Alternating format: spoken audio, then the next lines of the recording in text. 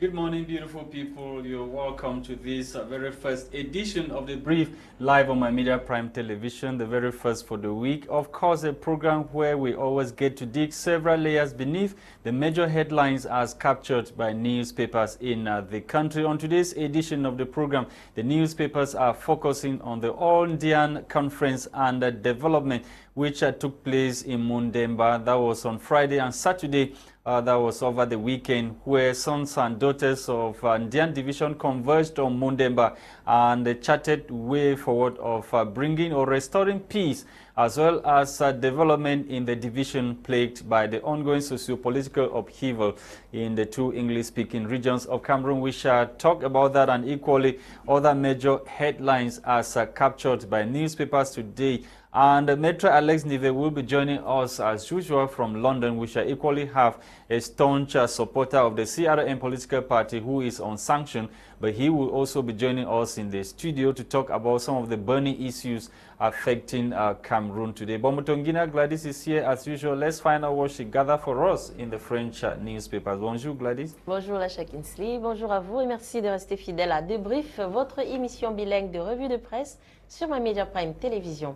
Alors, ce matin, nous allons débuter avec le journal Le Jour, qui nous parle, lui, des accords de défense entre le Cameroun et la Russie. Comment comprendre dans cet accord entre le Cameroun et la Russie? Ça se trouve dans le journal Le Jour, à sa page 5. En page 3, le journal nous parle de la crise anglophone au Cameroun, près d'1 million de déplacés internes. C'est du moins ce que nous présente le journal Le Jour ce matin. En page 9, le journal nous parle d'infrastructures en Balmayo à son centre artisanal. On continue donc ce matin, mesdames, messieurs, avec le journal La Nouvelle Expression qui vient ici nous parler de la grève des enseignants au Cameroun. École morte, la grève des enseignants repart de plus belle. Malgré leur mouvement de grève accompagné de slogans « On a trop supporté », l'indifférence du gouvernement contraint les enseignants à relancer leur contestation dès la rentrée du 3e trimestre. Les détails sont donc en page 3 de ce journal La Nouvelle Expression ce matin. En page 6 à 9, le journal nous parle du barreau. Maître Patrice Monté interpelle donc les avocats du Cameroun. En page 8, le journal nous révèle que du chanvre indien a été intercepté à Bafoussam. En page 4, le journal nous parle de la crise dans le nord-ouest et du sud-ouest. Tension entre les séparatistes et les populations. Mesdames, Messieurs, nous poursuivons ce matin avec le journal Émergence qui nous parle en grand titre d'inflation du prix du ciment au Cameroun. Le gouvernement et les cimentiers ne s'entendent pas. Les détails sont en page 7 de ce journal Émergence ce matin. En page 11, le journal nous parle des clubs de football, la crise des salaires qui persiste donc dans les clubs de football au Cameroun. En page 3, le journal nous parle de Douala. 5 membres d'une même famille décèdent donc à PK 21. Mesdames, Messieurs, nous restons toujours dans le journal Émergence qui nous parle d'éducation. Il nous parle ici de menaces sur le 3e trimestre par les enseignants avec le mouvement On a trop supporté. Nous clôturons, mesdames, messieurs, avec le journal Le Messager qui nous parle d'insécurité au Cameroun, les limites de la police, figuration. Les détails sont donc en page 5 de ce journal Le Messager ce matin. En page 6 et 7, le journal nous parle de la lutte contre le paludisme au Cameroun. Le diagnostic du docteur Marcelin Ateba est donc présenté dans cette édition du journal Le Messager ce matin. Mesdames, messieurs, c'est ici que nous nous arrêtons pour ces titres en langue française. Place à la découverte de ces titres en langue anglaise avec toi, Lasha.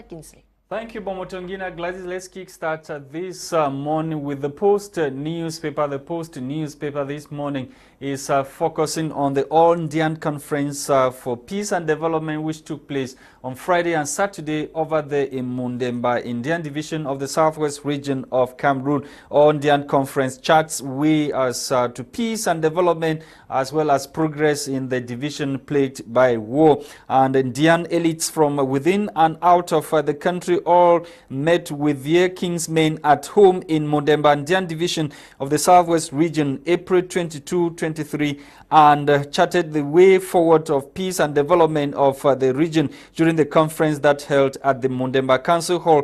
Major resolutions were arrived at, amongst them the return of the peace. The division or peace in the division has been deprived of within the context of the socio-political upheaval or the deadly armed conflict in the southwest and northwest regions of Cameroon. The conference also resolved on reviewing development of the division and the southwest region of the country. The mayor of the Mondemba municipality, Samuel Osang, in his welcome address, expounded on potentials of Ndian division, naming tourism or tourism attraction like the Korom National Park and maritime area of the Ndian division and the agro-industrial complex like Pamol, amongst many other developmental capacities.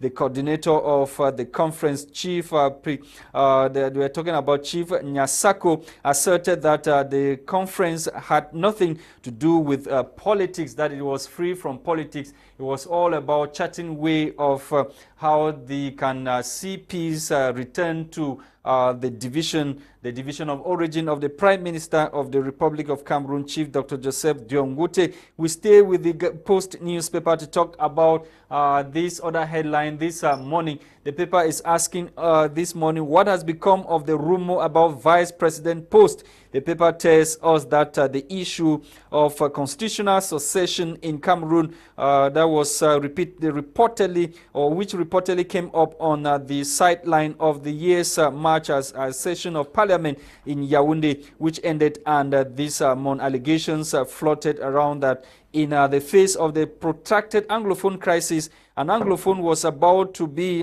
designated to occupy the post of vice president in the country, which means an Anglophone was supposed to be the constitutional successor to President Paul Biya, that which never happened, as we are told. The paper is questioning this morning. So what went wrong? You can find out the analysis of the Post newspaper only in today's edition of the said newspaper. On to the Guardian Post. The Guardian Post newspaper is also focusing on the All Ndian Conference, which held on Friday and Saturday in Mondemba in Ndian division of the Southwest region. Population commits to embrace peace and development. The massive turnout and enthusiasm witnessed at the conference in Mondemba over the weekend speak volume of a people ready to work for a complete return to peace and promote national unity in Mondemba. That's in Ndian division of the Southwest region. Let's talk about this editorial in the Guardian Post newspaper that has to do